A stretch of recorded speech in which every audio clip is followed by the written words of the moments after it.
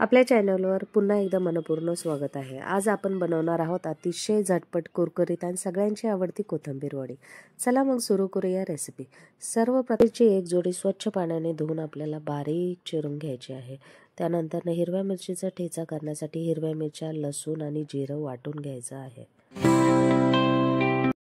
मोठ्या बाउलमध्ये बारीक चिरलेली कोथिंबीर, हिरव्या मिरचीचा ठेचा, तीळ, मीठ, हळद आणि बेसन पीठ आणि वड्या कुरकुरीत करण्यासाठी थोडं तांदळाचं पीठ टाकून पूर्ण मिश्रण एकजीव करून घेणार आहोत।